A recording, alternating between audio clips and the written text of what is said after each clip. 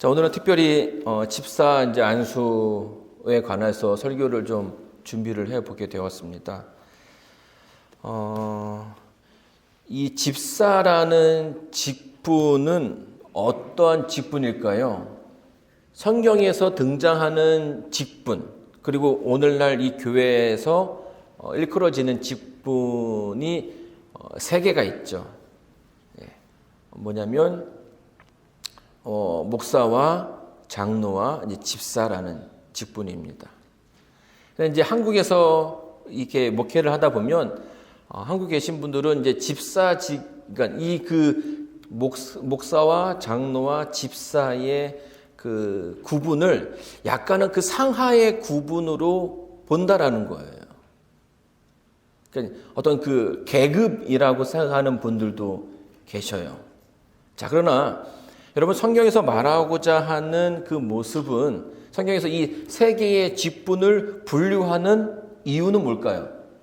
능력으로서 이 사람은 뭐 조금은 있으니까 작은 거 하고 더 크니까 큰 거 하고 그런 게 아니라 그 각 직분이 가지고 있는 기능이 다르다라는 이야기를 하고 있습니다.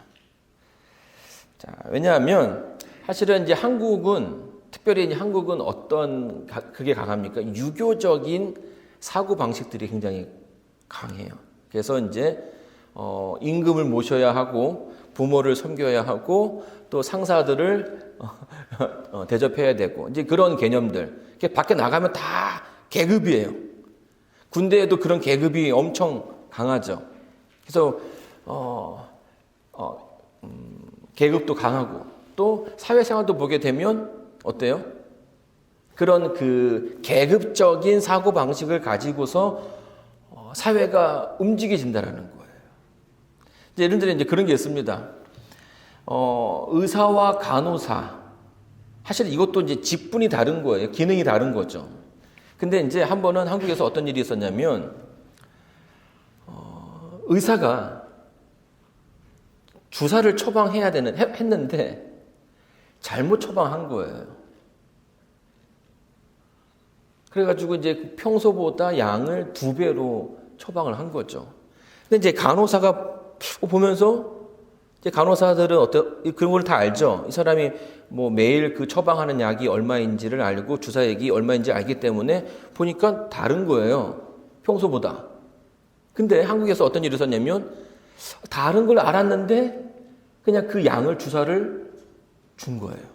그리고 이게 이제 의료 사고가 돼가지고 한 이슈가 됐는데, 왜 그런 사고가 생기는 게 되는 겁니까? 잘못된 것인지 아는데 의사가 했으니까 당연히 의사가 하는 게 맞겠거라는 생각을 하고 했다라는 거예요. 그런데 이제 미국 같은 경우에는 사실 그런 부분들이 좀 덜하죠. 자기의 어떤 기능에 대해서 최선을 다하는 그런 모습들을 우리는 발견하게 됩니다. 이 군대 문화도 좀 미국은 다른 것 같아요. 한국처럼 그냥 다 이렇게 어떤 상하의 구분이 아니라 기능으로서 자기가 해야 할 것만 하면 큰 문제가 되지 않는 그런 모습들을 보게 되는 거죠. 자, 마찬가지로요, 동양적인 사고를 할 때에 하나님, 신앙에도요, 하나님을 어떻게 생각합니까? 아버지라고 생각하는 그 개념이 굉장히 강해요. 근데 이 서구 사람들은 아버지라는 개념도 있지만 또 친구라는 또 개념이 들어가 있어요. 나의 친구, 나와 함께 하시는 분. 그래서 그 예배의 모습을 보게 되면 한국은 어떻습니까? 굉장히 조용하고 좀 격식을 차리죠. 그래서 예배당 앞에 다닐 때에도 어떻게 합니까? 발 뒤꿈치를 걷고 들고선 다니라고 하는 그런 교육들을 어려서부터 받은 기억이 납니다. 그런데 제가 이제 영어 학원에서 전도사로 있을 때에 너무나 충격적인 사건은 아니에요. 일이 있었는데, 안식일 예배를 드리고 어디 이제 뭐 리트릿을 가서 안식일 예배를 드리는데, 남아프리카에서 온 선교사가 예배를 드리는데 신학을 전공하고 목사가 될 사람인데 이렇게 누워가지고 주머니에 손을 넣고 예배를 드리는 거예요. 저 사람이 제정신이니까. 그래서 이제 그 예배 시간에는 이제 말을 못하고 끝난 다음에 물어봤어요. 아니, 당신은 지금 신학을 전공하고 목회가 될 사람인데 어떻게 그 예배 태도가 그러냐고. 그래서 이제 우리가 하나님을 만나러 오는 건데 좀 더 이렇게 자세도 잡고 그렇게 드려야 되는 거 아니냐라고 했더니만 그게 무슨 문제가 되느냐. 나는 지금 내 친구인 나를 가장 잘 아는 친구를 만나러 온 거다. 그러니 그런 모든 것들을 다 이해해 준다. 이런 개념으로 또 오더라고요. 이제 그러고 나니까 좀 이제 이해가 됐는데 처음에는 이제 그런 오해를 살 수 있는 거죠. 그러니까 어떤 사고, 어떤 생각을 가지고 있느냐에 따라서 우리의 그 삶과 행동이 달라질 수 있다라는 거예요. 성경에서는 우리는 보통 이제 이 집사의 직분에 대해서 아주 작은 포션만 보는 것 같지만 성경은 더 많은 것들을 우리들에게 이야기해 주고 있습니다. 그래서 오늘 이 시간에는 역사의 그 장면마다 빛나는 집사의 모습들에 대해서 한번 좀 여러분께 좀 보여드림으로써 또 오늘 그 집사가 되시는 또 그리고 집사로서 이 교회에 헌신하시는 분들이 어떤 모습을 가져야 하는지 또 어떤 생각을 가져야 하는지 한번 좀 나눠보도록 하겠습니다. 자, 집사라는 단어가 처음 등장하는 장면이 바로 아까 우리 허도 집사님이 말씀하신 사도행전 6장입니다. 자, 이 6장에서 어떤 일이 벌어집니까? 이 6장에서는 교회 안에 분쟁이 생기게 됩니다. 어떤 분쟁이에요? 자, 우리 사도행전 6장 말씀 한번 찾아보도록 하겠습니다. 일곱 일꾼을 택하다. 그때 제자가 더 많아졌는데 헬라파 유대인들이 자기의 과부들이 매일의 구제에 빠짐으로 히브리파 사람을 원망하니 12사도가 모든 제자를 불러 이르되 우리가 하나님의 말씀을 지쳐 놓고 접대를 일삼는 것이 마땅하지 아니하니 형제들아 너희 가운데서 성령과 지혜가 충만하여 칭찬받는 사람 7을 택하라. 우리가 이 일을 그들에게 맡기고 우리는 오로지 기도하는 일과 말씀 사역에 힘쓰리라 하니. 감사합니다. 자, 여기 보게 되면요, 집사가 등장하게 되는 어떤 그 모습을 보여주게 됩니다. 그렇죠? 하루에 3,000명씩 새로운 신자들이 들어오는데 그 가운데는 참 여러 부류의 사람들이 있었겠죠. 근데 특별히 사회에서 대우받지 못하는 사람들도 그 교회 안에 많았다라는 거예요. 그래서 그들과 함께 떡을 떼며 또 음식을 나누는 가운데 그 헬라파 과부들이 약간은 불만을 표출하는 일이 생기게 된 겁니다. 그 유대의 어떤 그 유대사에서 보게 되면 과부와 고아들은 사실은 사람들로부터 그렇게 대우를 받지 못했어요. 왜냐하면 자기의 어떤 그 어려움을 대변해 주기 위해서 남자들이 대부분 그 일을 했는데 그 일을 할 만한 사람들이 자기의 그 식구 가운데 없는 거죠. 그래서 교회는 이제 그런 어떤 사회에서 대우받지 못하는 사람들을 이렇게 치료하고 돕는 일들을 해왔습니다. 근데 이 헬라파 과부라는 표현은 유대인들이 그 시대에는 이스라엘에만 있는 것이 아니라 지금 이제 이민을 우리가 이제 미국에 와 있는 것처럼 여러 나라의 유대인들이 분포가 되어 있었다라는 거예요. 그런데 이제 성전에서 이제 1년에 한 3번 정도는 우리가 뭐 설날이라든지 추석에 고향을 찾는 것처럼 해외에 있는 유대인들이 예루살렘에 와서 하나님께 예배를 드리는 일들이 있었습니다. 근데 이제 자연스럽게 세대가 흘러감에 따라서 히브리 말을 할 수 있는 사람들이 이제 그 이주민들 가운데는 줄어들게 되는 거죠. 그리고 헬라어를 모국어로 쓰는 사람들이 더 많아지는 거예요. 그러나 헬라어 다른 말을 쓰지만은 또 그 예배에 대한 목적만큼은 확실하니까 그 자리에 모인 거죠. 근데 이제 그들이 보기에 어땠어요? 유대 말을 잘하는 사람들만 더 크게 차이 안 나겠지만 더 많이 주는 것 같고 더 자주 주는 것 같은 그런 느낌이 받게 된 거죠. 그래서 왜 우리는 덜 주고 안 주냐 이런 불만이 생기게 된 겁니다. 근데 이제 12명의 사도들이 그 일들을 다 감당하기가 너무나 바쁜 거예요. 그래서 성경 보게 되면 그들은 말씀을 전하는 데 더 집중할 테니 7 집사를 뽑아서 그들을 섬기는 일에 분배하는 일에 도움을 받고자 하는 것이 12 사도들의 뜻이었다라는 거예요. 그래서 어떤 분들은 이제 집사하면 단순하게 이 물건을 나눠주고 돕는 일만 생각하지만 사실은 이 장면은 더 깊은 뜻을 가지고 있습니다. 집사들이 있었던 그 장소, 첫 번째 장소는 바로 분쟁이 있는 곳이었어요.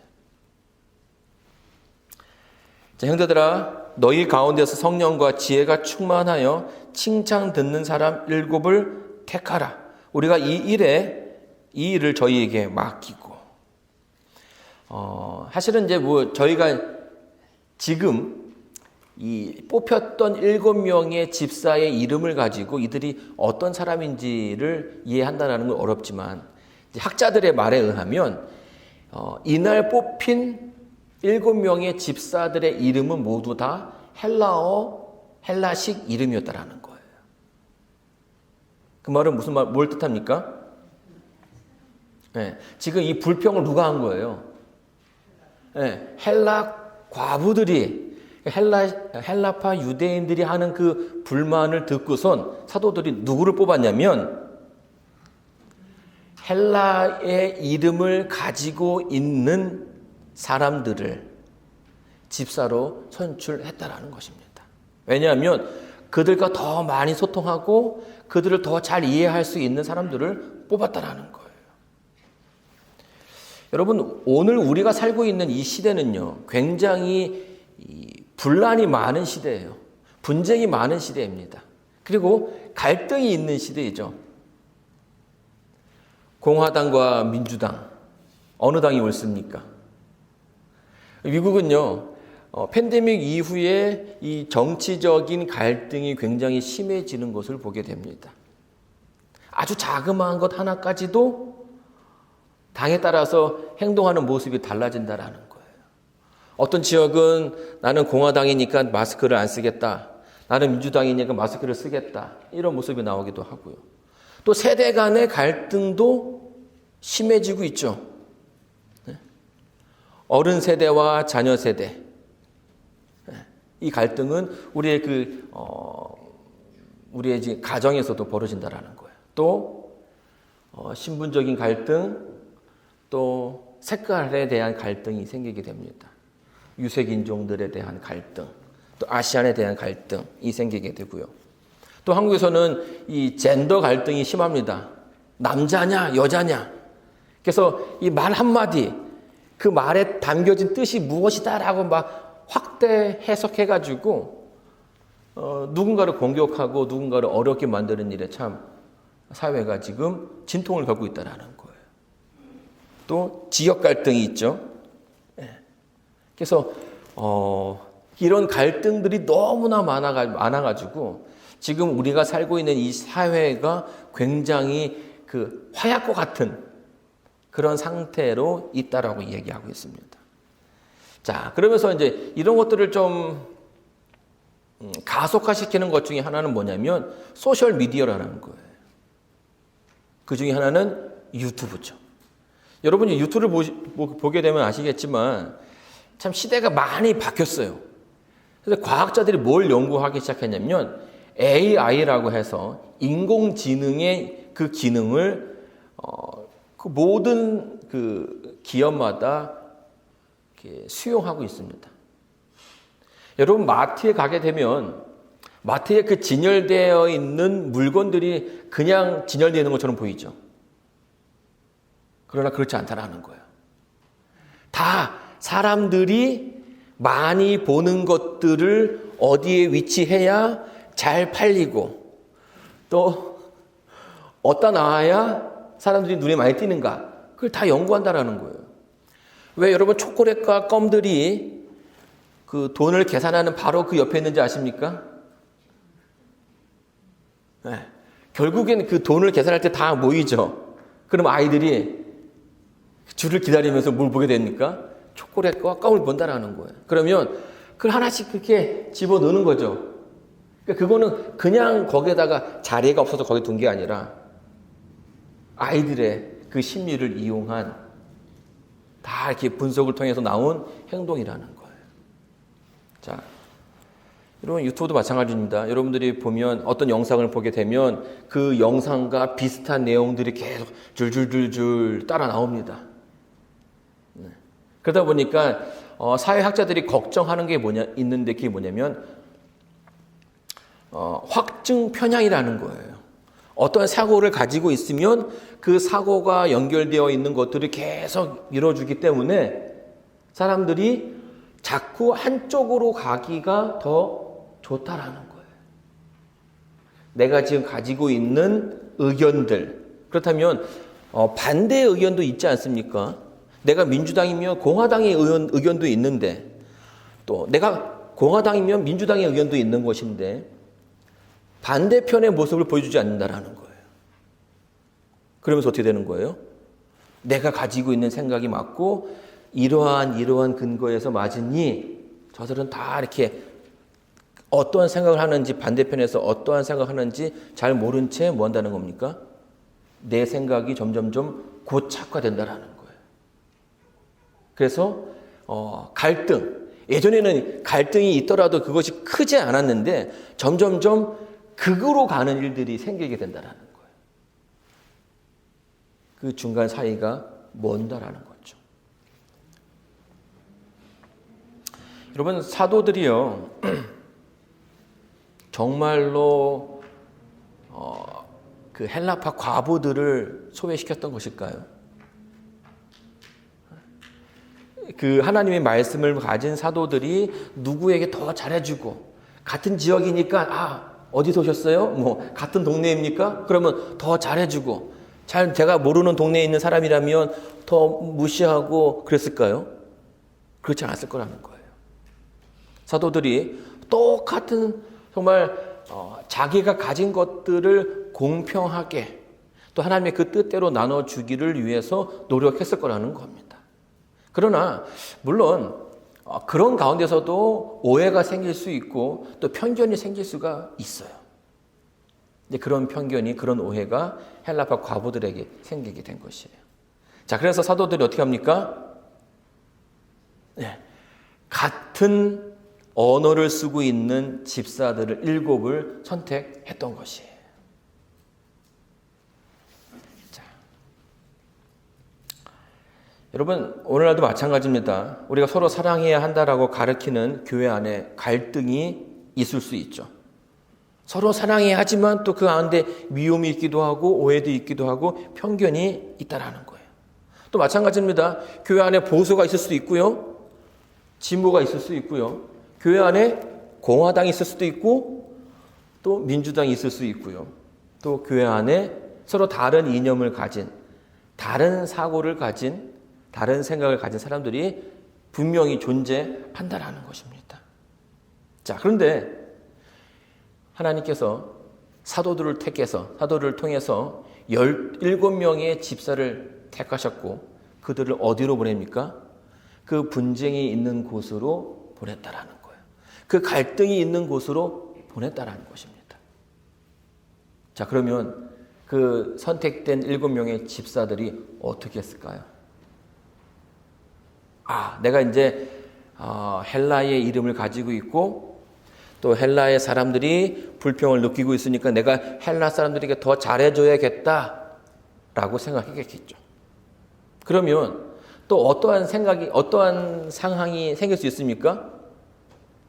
또 한쪽으로 치우치게 되면 또 다른 한쪽에서 불평이 있을 수 있다라는 거예요. 그런데 성경에는 그 뒤에 이야기가 나와 있지 않죠.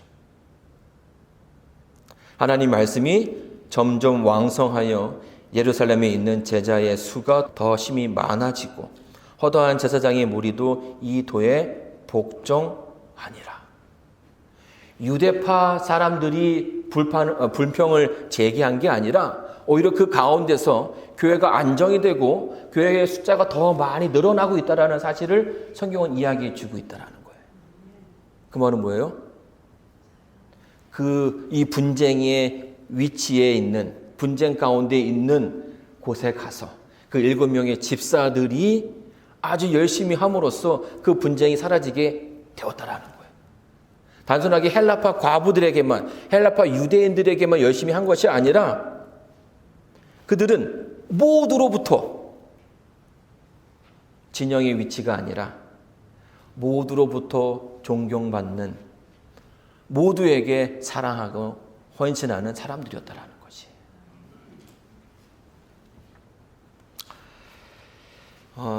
하나님께서 우리 집사님들을 부르셨습니다. 하나님께서 여러분을 사용하시기를 원하십니다. 하나님께서 여러분을 평화의 도구로 불러주셨어요. 여러분 찬미가 734장을 보게 되면 이런 가사가 있습니다. 제가 노래를 잘 못 부르니까 그냥 가사만 읽어드리도록 하겠습니다. 주여 나를 평화의 도구로 써 주소서. 믿음이 있는 곳에 사랑을, 불의가 있는 곳에 용서를, 분열이 있는 곳에 일치를, 의심이 있는 곳에 믿음을 심게 하소서. 오류가 있는 곳에 진리를, 절망이 있는 곳에 희망을, 어둠이 있는 곳에 광명을, 슬픔이 있는 곳에 기쁨을 심게 하소서. 위로받기보다는 위로하며, 이해받기보다는 이해하며, 사랑받기보다는 사랑하며, 자기를 온전히 줌으로 영원한 생명을 얻으리니 주여 나를 평화의 도구로 써 주소서. 사랑하는 성도 여러분, 이 가사가 여러분의 기도가 되기를 간절히 소망합니다. 집사의 모습이 보여지는 두 번째 장소는 바로 복음이 전해지는 곳입니다. 자, 어떤 사람은 그렇습니다. 나는 그냥 봉사만 하면 돼. 말씀은 누가 전하면 돼? 목사만 하는 일이야. 여러분 그렇지 않습니다. 성경에 등장하는 그 집사님들의 모습을 보게 되면 그들은 누구보다도 뛰어난 말씀을 전하는 사람들 가운데 한 명이었다라는 것이에요. 그래서 사도행전 8장 35절로 39절 말씀을 제가 읽겠습니다. 빌립이 입을 열어 이 글에서 시작하여 예수를 가르쳐 복음을 전하니 길 가다가 물이 있는 곳에 이르러 내시가 말하되 보라 물이 있으니 내가 침례를 받음에 무슨 거리낌이 있느냐. 이에 명하여 병거를 머물고 빌립과 내시가 둘 다 물에 내려가 빌립이 침례를 주고 둘이 물에서 올라갈새 주의 영이 빌립을 이끌어 간지라. 내시는 흔연히 길을 감으로 그를 다시 못하니라. 여러분 에티오피아 내시가 어떻게 합니까? 이 성경 말씀을 잘 몰라서 궁금해할 때에 이 빌립이 다가가서 그 말씀을 해석해 주었다라는 거예요. 하나님께서 당신을 얼마나 사랑하는지, 하나님께서 당신을 구원하기를 얼마나 원하시는지, 그 결과 어떻게 합니까? 그가 침례를 결심하고 하나님의 자녀가 되었다라는 거죠. 물론 이 사람이 그 후에 어떠한 삶을 살았는지에 대해서는 언급되지 않습니다. 그러나 중요한 것은 그날 그 집사의 헌신, 또 복음을 전함을 통해서 한 영혼이 구원을 받게 되었다라는 거예요. 이 일이 바로 여러분들의 일입니다. 저희 와이프가 미국에 오기 전에 영어 학원을 좀 잠깐 다녔어요. 근데 이제 저랑 와이프랑은 약간 좀 성향이 달라요. 저는 한 80을 하면 잘했다 라고 생각을 합니다. 그래서 이제 80까지는 금방 올라가는데 80에서 이제 90을 넘어가고 막 100을 향해 가는 그 길이 저한테는 너무 힘들어요. 근데 저희 와이프는 99까지 가려고 노력을 해요. 이제 그러다 보니까 이제 좀 성향 차이가 나긴 하는데 이제 공부를 배울 때에도 우리 와이프는 그렇게 해요. 근데 한 번은 하루는 학원에 왔는데 그게 안 된다라는 거예요. 자기가 1등이 아니라 다른 사람이 1등을 했다라는 겁니다. 근데 이제 인정을 한다라는 거예요. 왜냐하면 보통 영어학원에서 이제 그 컨버세이션을 하지 않습니까?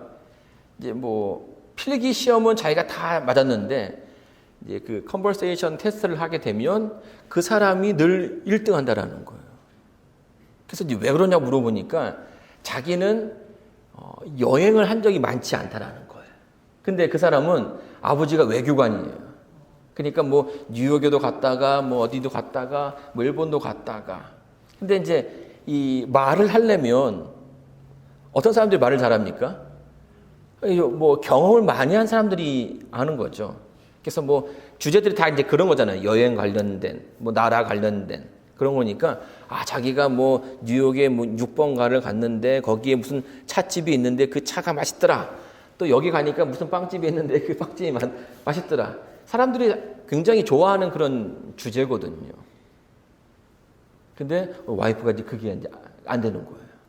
맨날 이제 교회, 집 이렇게 하다 보니까 이제 이야기 뭐 말을 하고 싶은데 말할 거리가 없게 되는 거죠.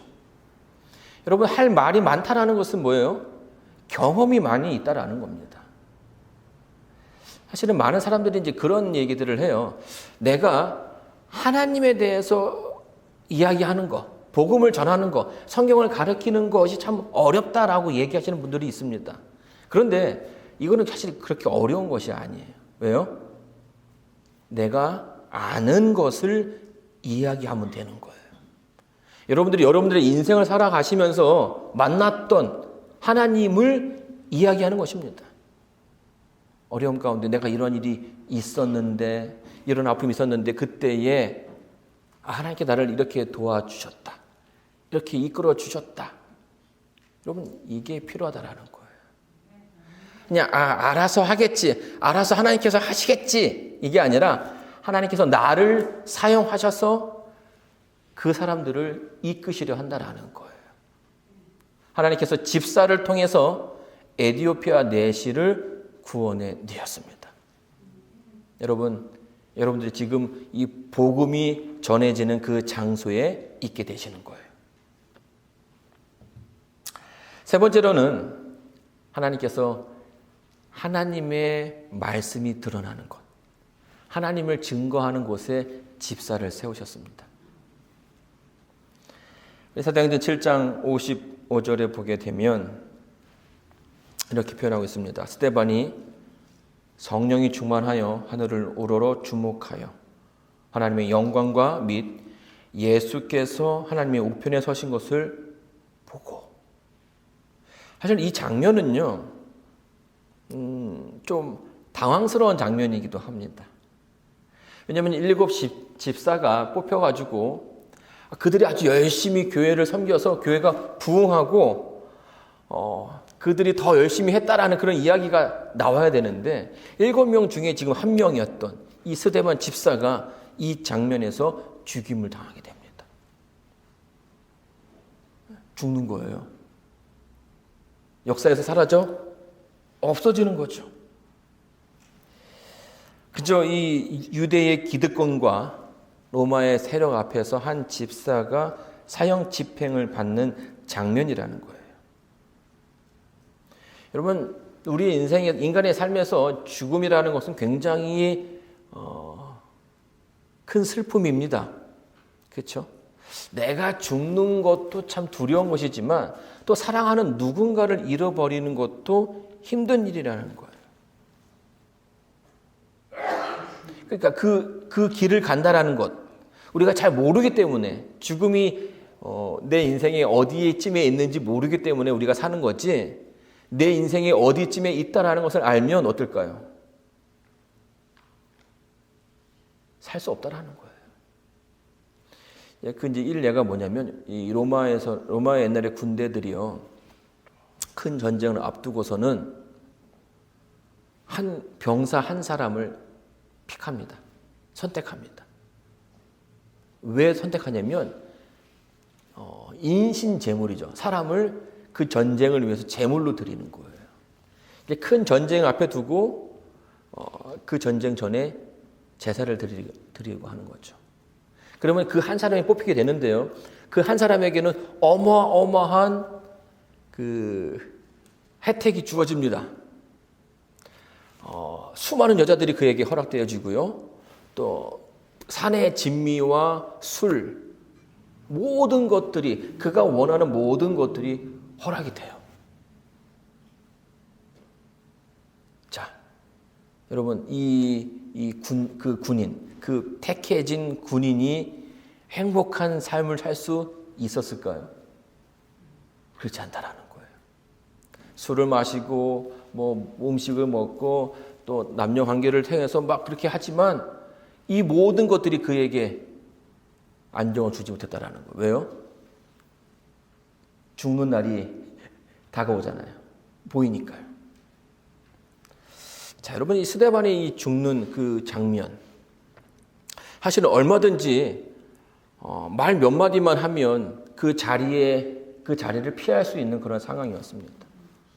그렇죠?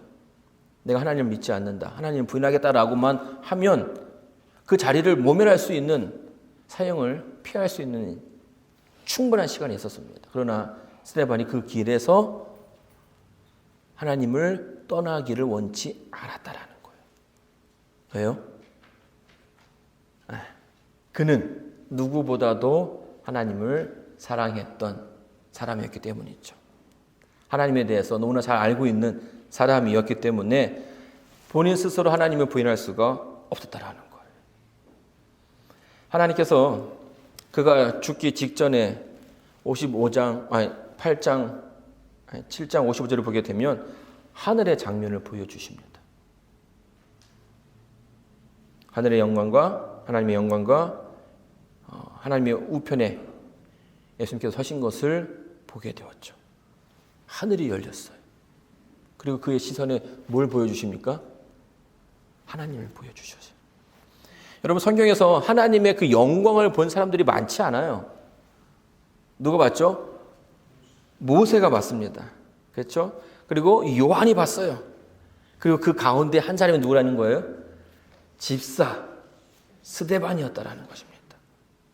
하나님께서 그 아무나 보지 못했던 그 영광스러운 그 장면을 집사 스데반에게 허락해 주신 이유가 뭘까요? 그는 누구보다 하나님을 사랑하는 사람이었고 하나님을 부인하기를 원치 않았던, 하나님을 증거하기를 원했던 사람이었다라는 거예요. 비록 그의 앞에 죽음이 있었지만 그것을 두려워하는 것이 아니라 그 죽음을 이긴 사랑을 가지고 있었죠. 그래서 하나님께서 마지막에 보여줘야 할 그 장면을 이 집사 스데반에게 보여주신 겁니다.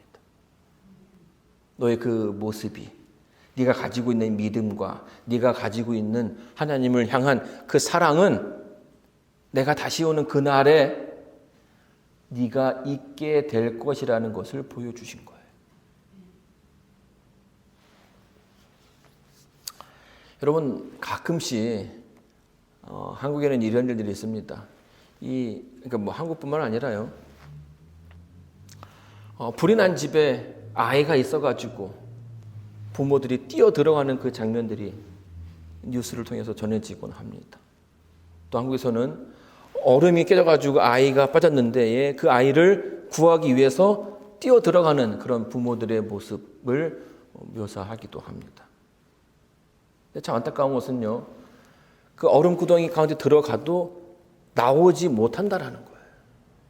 근데 그럼에도 불구하고 부모들이 그 불구덩이에, 또 얼음 구덩이에 들어가는 이유가 뭘까요? 내 자녀가 고통 가운데 있다라는 것을 부모로서 감당할 수가 없는 거예요. 그러니까 내가 들어가면 꺼내올 수 있을까라는 확신이 들어서 들어가는 게 아니라 그 아이가 그 가운데서 혼자라고 생각하고 아파하고 두려워하는 그 모습을 부모로서 감당할 수가 없는 거죠. 구할 수 있을지 없을지 모르겠지만 적어도 뭐 하고 싶은 거예요? 함께 해 주겠다라는 그 생각으로 그 가운데 있는 거죠. 여러분, 집사는 그런 마음을 가진 사람이라는 거예요. 많은 사람들이, 세상의 모든 사람들이 다 하나님을 부인해서 자기 뜻대로 자기 멋대로 살아가고 있는데, 그럴지라도, 그런 세상이라 할지라도 내가 믿는 하나님, 내가 사랑하는 하나님을 드러내는 데에 두려움이 없는 그런 사람이라는 것입니다. 죽음을 두려워하지 않는 그 사랑, 그것을 고백하는 사람들이 집사의 하나였다라는 것이에요. 자, 오늘 특별히 우리 엄경현 집사님, 오늘 그 집사, 올해부터 이제 집사의 직분을 하게 되셨습니다. 여러분, 집사는요, 때를 어떤지 예수를 개인의 구주로 고백하는 사람들입니다. 시대를 불문하고 장소를 불문하고 하나님의 자녀가 되고 종이 되기를 주저하지 않는 사람들이죠. 사랑하는 성도 여러분,